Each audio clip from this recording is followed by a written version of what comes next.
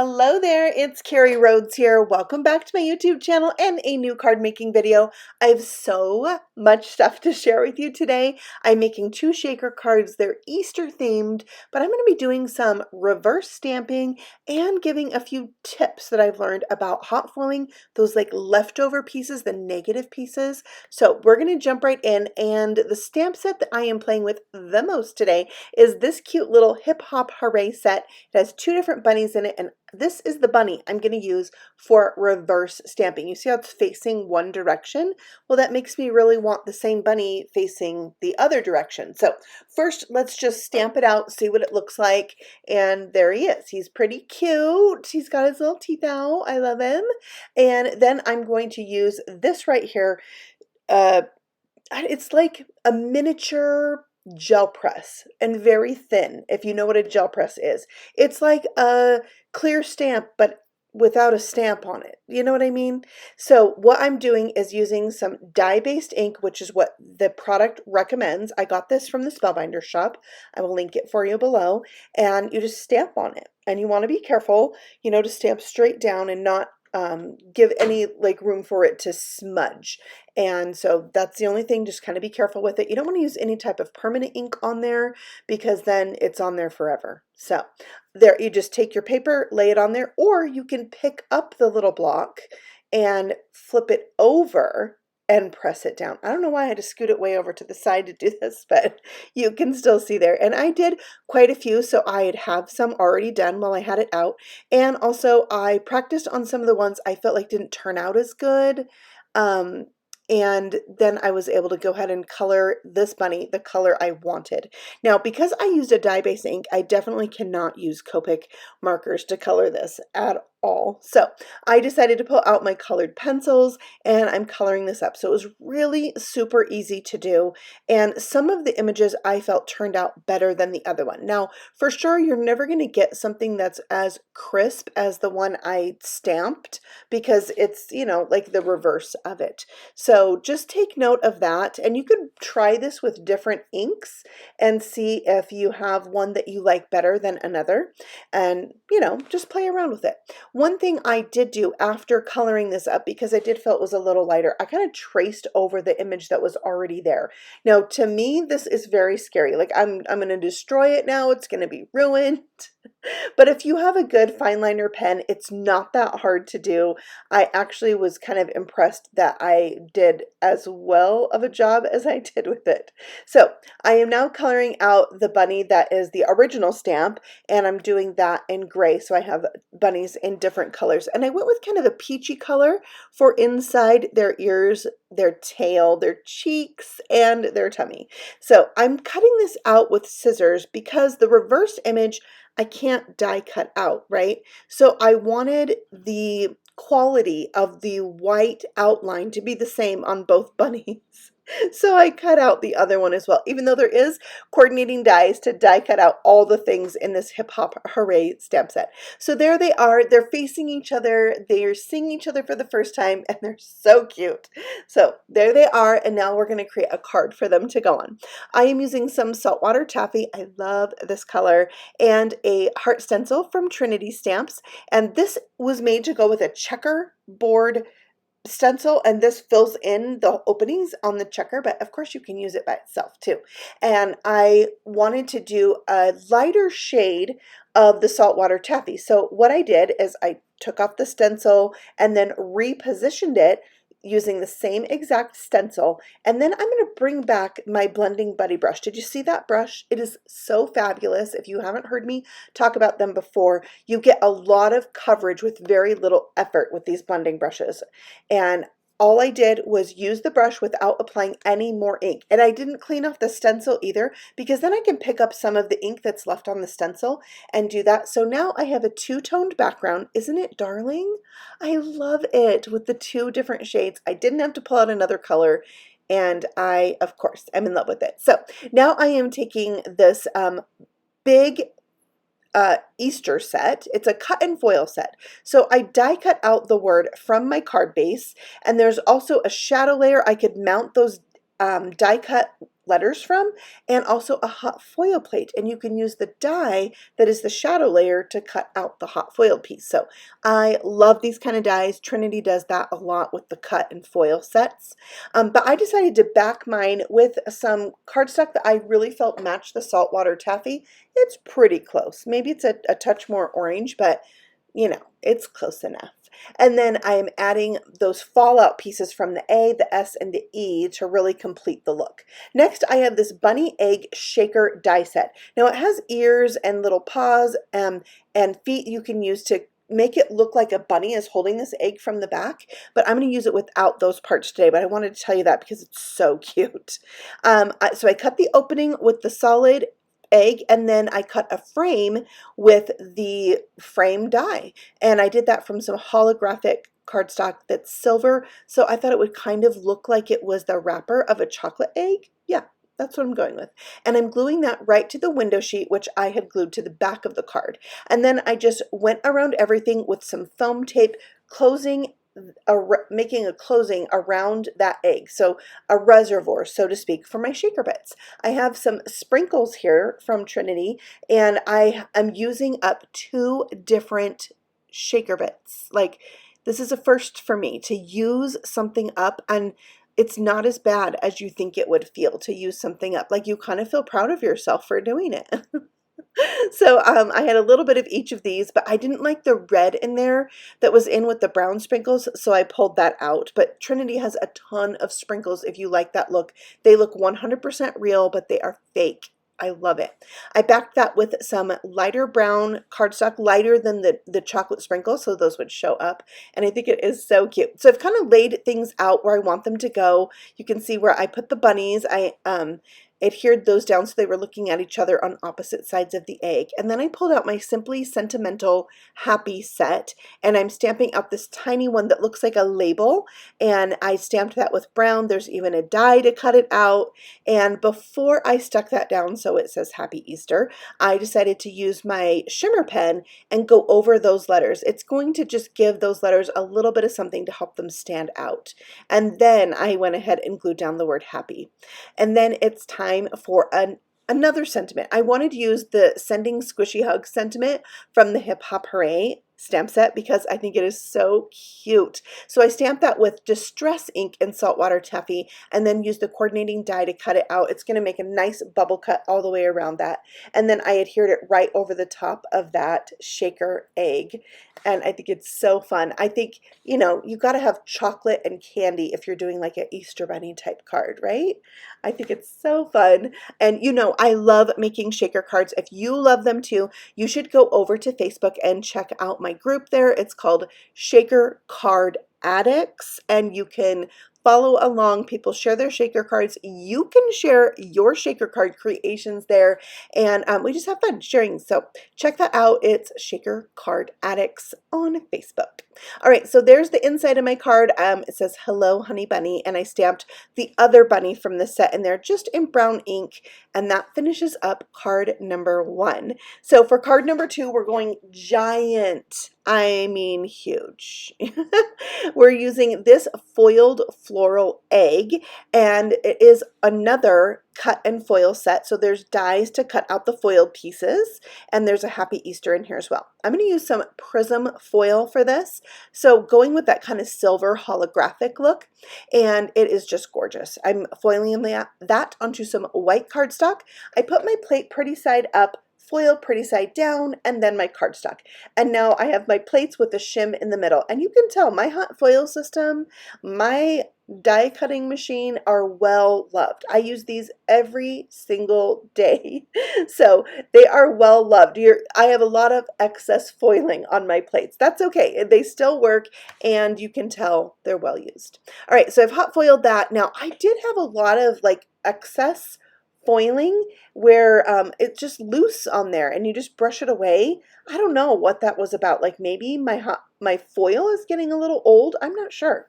But then I wanted to share my tips with you about foiling this leftover piece. So I have a solid hot foiling plate.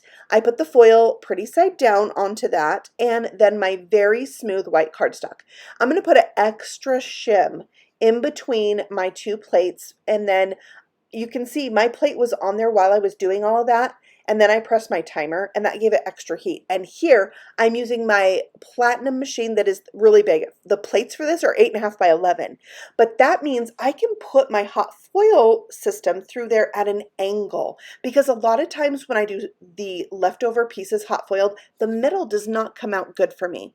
I went really slow, and I rolled it all the way through and all the way back, making sure to not let those plates pounce when they went through. And here you can see I almost foiled 100%. There's a few openings there at the bottom that don't matter because I'm going to end up die cutting this out. So no problem. So you can see the die will still cut around this perfectly. I did get, like, the die goes off the paper a tiny bit, but it's not going to matter for what I'm using this for.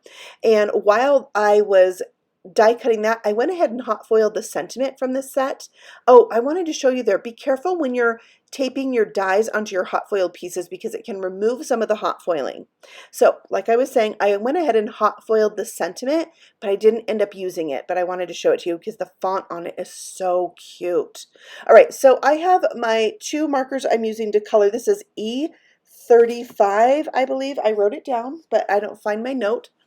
And also YR65. So I did not do any ink blending for these. I used one color on each section. And if you really build up the color in one spot and then use less color in the middle, you can do that really easily.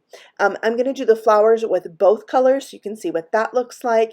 These blend really well, even though one's a YR marker and one's an E marker. If you haven't yet downloaded the color chart from Sandy Allnock, it's very helpful. Just go over to her website, Sandy Allnock, find that. Here's the green markers I used. The green leaves are really small, very simple. I did no ink blending, just colored them with two different shades. So I had some light green and some dark green on there. And then I'm coloring out the center flower, which is different than all the rest, with some pink, so R32, and yeah, the other pink that I'm using that's not R32. And then I'm going to bring in some yellow. Now, at first I was like, oh my word, I made a mistake. This yellow was not what I was going for. But sometimes that happens when you think it's good and then you're like, not the look I planned on. So it kind of, you know, makes you shift gears and you have to think outside the box and become a little bit more creative to make what you just created work for you. So that's what I end up doing. Like, the vision of the card I was going to make is not what I ended up with, and I actually love the results. So I felt like this kind of had a 70s vibe to it, the colors, but I'm going to make it work. So I have a piece of pearlized light green cardstock here, and this paper is large. Okay, I'm making an A9 card. What an A9 card is when you take an 8.5 by 11 piece of paper and fold it in half, and that's your card. So this is the front of that. So it's just a little bit smaller. So it's going to be 8 1/4 by 5 1/4. And then I cut a window with the die that cuts out the egg. I put a window sheet on it, put all my foam on there, and I'm going to make my own shaker mix. I've got blush confetti bits from Trinity, and you can see I'm mixing them there in a little tray. Love this tray. And then I have daffodil confetti pieces. Now, if you like confetti pieces for shaker bits, Trinity Stamps has like probably 1 million different confetti pieces in their collection. That might be slightly exaggerated. And then I did some, I think this is zinnia orange, and then snow white confetti. So pretty.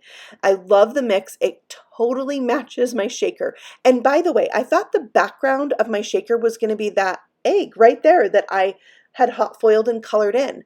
But I thought it's going to be too much with the colored bits and then the colored egg. So I actually switched it up, and you'll see me here using my anti-static powder tool. That's just to reduce the static that's on the actual confetti bits. And then I do the same thing with my extra window sheet, which I'm going to use to trap in those hot foil pieces, and then it's going to be much easier for me to line up my eggs, which I am putting the solid egg behind the shaker window now. That is just the right choice for this card. I did end up having to glue it down to a white piece because I had already cut that one out thinking it was going to go on the outside of the card. But like I said, sometimes you got to just follow the direction that your card leads you, right? So there's my shaker. I think that it is so fun with all those bright colors on top of that like holographic silver. So now I need to go ahead and cut out the other one. And remember, I'm being careful not to let my tape touch the hot foiled bits. I'm going to splatter my card front. Luckily, I had that die cut out piece I could use as a mask over my window, and I used some Distress Mica Spray Stain and Frosty Mint, and then I'm going to go over it with white. Now, the reason why I did this is because pastel splattering and white splattering at Easter time reminds me of candy. So I wanted a candy-like background here, and I love the way it turned out. I just love splatter, and I'm always of the mindset, the more splatter, the better, because you're going to cover it up. Like I'm going to cover up some of it with this grass from the Outdoor Borders die set, and then I am bringing in this EGGstra stamp set. That's what it's called, EGGstra. So you can stamp the words, "You're extra special." But what's extra special about this set are the dies, because the dies are going to cut these words out individually. So there's a die for each one. So you can, put on your card, "You're extra," because some people are. And then you can put "You're extra special" or just "You're special." So it's really cool. Plus, it also allows you to arrange the die cuts how they best fit on your card, horizontally or vertically. I am going to back each of mine with a second shadow layer, I guess, that is pink glitter paper. It's a little offset. I'm loving this look right now. You'll see me do it a lot if you watch many of my card making videos. And then I'm adding the grassy layer. So I've got two. One is like up higher and one's down a little bit because I'm trying to create a scene. So the shaker egg is a little bit further in the distance. The colored egg is a little bit closer, and you can do that with your layers of grass. And I always like to make my borders a little bit longer, trim them down so they fit perfectly and I don't have like a little gap there.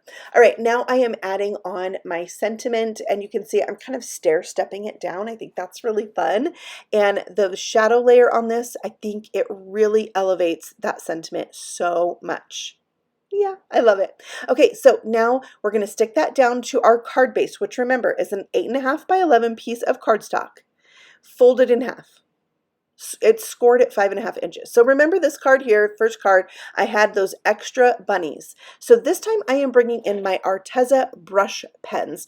I am being really careful not to go over that black line and let it smear out, but I'm doing dark brown. So if I mess up a little bit, it's not that bad. It's not like I'm doing a really light gray color with it. So it's really, picking the right color to do this with. I couldn't have done pink or anything like that because if I did touch that black, it wouldn't be cute. So dark brown it is, and these pens do blend out a little bit. They are more of a dye-based ink, so you can like kind of get a watercolor look with them, but I'm just kind of blending them out like I would with a Copic marker, and that works really well too. But one thing I noticed is they need like a minute to kind of settle into the paper, because at first I was like, oh, it looks like, like I colored with a Crayola marker.